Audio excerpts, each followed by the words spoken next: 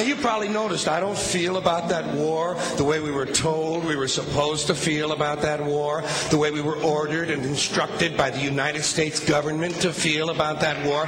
You see, I tell you, my mind doesn't work that way. I got this real moron thing I do. It's called thinking. And I'm not a very good American because I like to form my own opinions.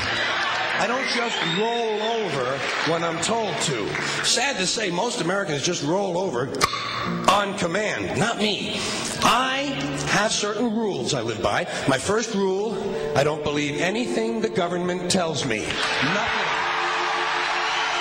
Zero. Nope.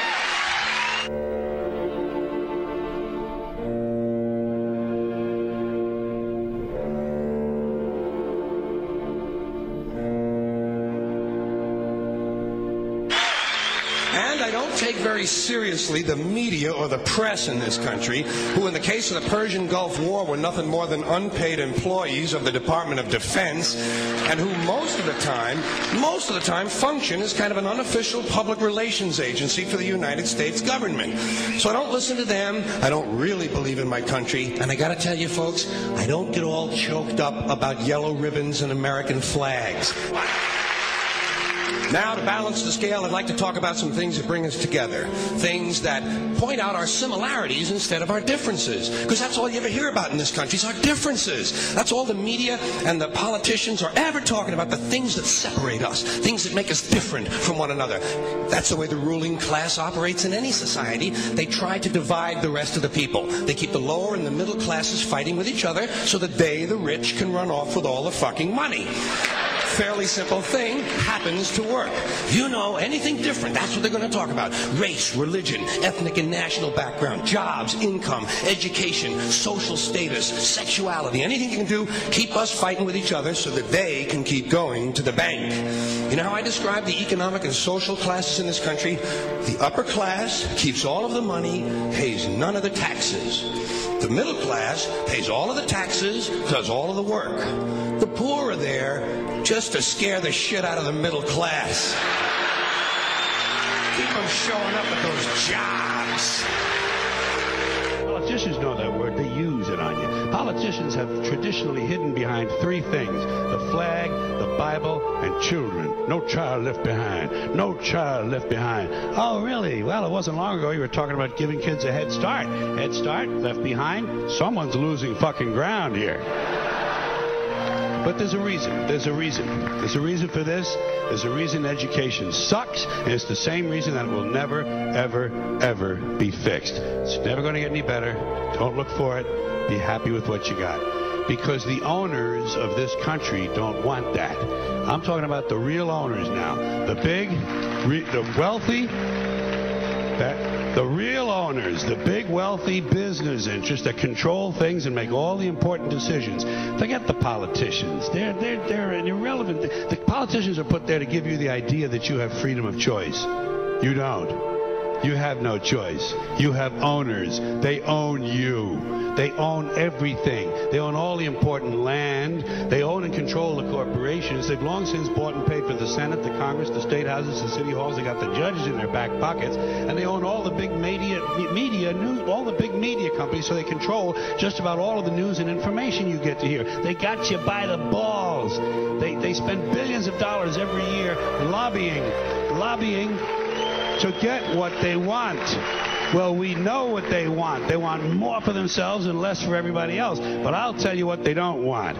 They don't want a population of citizens capable of critical thinking. They don't want well-informed, well-educated people capable of critical thinking. They're not interested in that. That doesn't help them. That's against their interest. That's right. You know something? They don't want people who are smart enough to sit around the kitchen table and figure out how badly they're getting fucked by a system that threw them overboard 30 fucking years ago. They don't want that. You know what they want? They want obedient workers. Obedient workers. People who are just smart enough to run the machines and do the paperwork, and just dumb enough to passively accept all these increasingly shittier jobs with the lower pay, the longer hours, the reduced benefits, the end of overtime, and the vanishing pension that disappears the minute you go to collect it. And now they're coming for your Social Security money. They want your fucking retirement money. They want it back so they can give it to their criminal friends on Wall Street. And you know something? They'll get it. They'll get it all from you sooner or later because they own this fucking place. It's a big club, and you ain't in it. You and I are not in the big club.